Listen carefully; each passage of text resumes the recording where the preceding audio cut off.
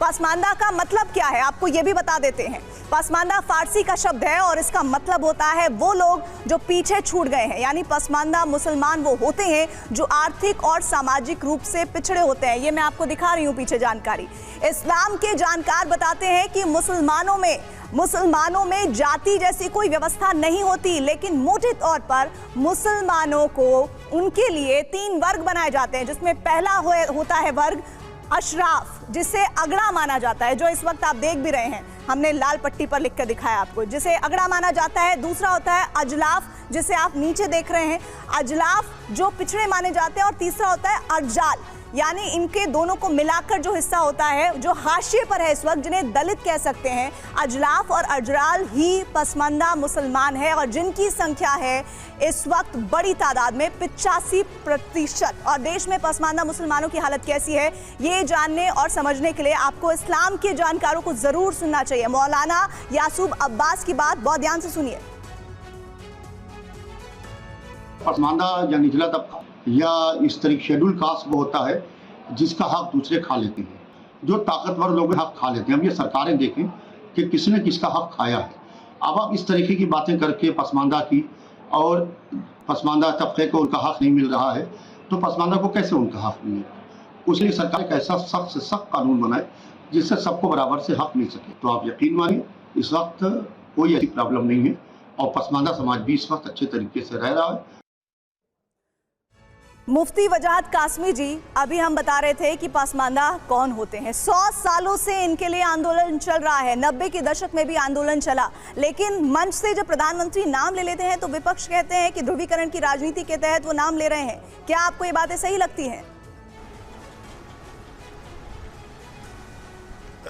देखिए मेरी बहन, पहले तो मैं अली अनवर साहब जो हैं, क्योंकि वो पसमानदा पर काम करते रहे हैं, मुझे ऐसा लग रहा था जब डिबेट शुरू हुई कि अली अनवर साहब को बहुत खुशी होगी और वो खुशी का इजहार करेंगे, और उनको करना चाहिए था प्राइम मिनिस्टर को ख़त लिख करके या बातचीत करके कि जिस मेहनत को मैं एक लंबे ज़माने से कर रहा हूँ वो कोई तो प्रधानमंत्री है इस देश में जो उनकी बात कर रहा है। दूसरे, मैं एक अजीबोगरीब चीज़ देख रहा हूँ कि हमारे कई पैनलिस्ट बोलते हैं कि इस्लाम में जाति की व्यवस्था नहीं है। मैं भी मानता हूँ, चूँकि मैं एक इस्लामिक स्कॉलर हूँ, मैंने इस्लाम को पढ़ा है, लेकिन अगर इस्लाम में जाति की व्यवस्था नहीं तो ये सैफी मस्जिद, तेलियों की मस्जिद, मलिकों का मोहल्ला, खासाबों का, पठानों का मोहल्ला, ये सब कहाँ से लाए हो भाई?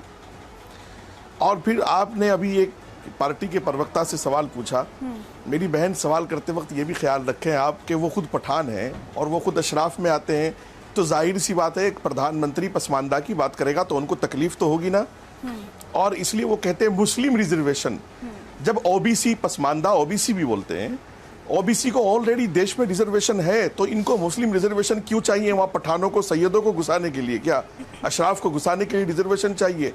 और मैं कहता हूँ कि देश में मुसलमानों के नाम पर जो पार्टी है, ये हाई कोर्ट ने जो बात कही है उसको वो एड्रेस कर रहे थे।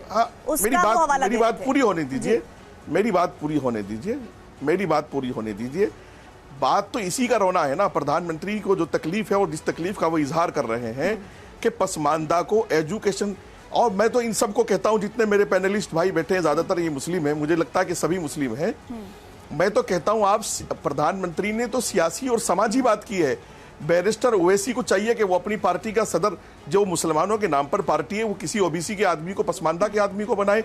और मैं कहता हूं आप सियासी समाजी बात तो छोड़ दीजिए, आप मजहबी मामले में तो इनको बराबर कर लीजिए बेचारों को। आप मरकज में इनको हिस्सा दिला दीजिए, आप जमीयत उलमा में इनको जनरल सेक्रेटरी, अध्यक्ष बनवा दीजिए। आतिफ भाई मेरे बड़े भाई की तरह हैं, वो बैठे हुए हैं, अली अनवर बैठे हुए हैं। मैं इन सब से रिक्वेस्ट कर रहा हूं, आइए पसमानदा को आगे बढ़ाइए और ये जमीयत जैसे संगठनों में इनको हिस्सेदारी दिलाइए ना भाई। मजहबी बात मैं कर देता हूं, मैं इस्लामिक स्कॉलर हूं, आपकी बातों का जवाब आरिफ पठान जी से हम लेंगे।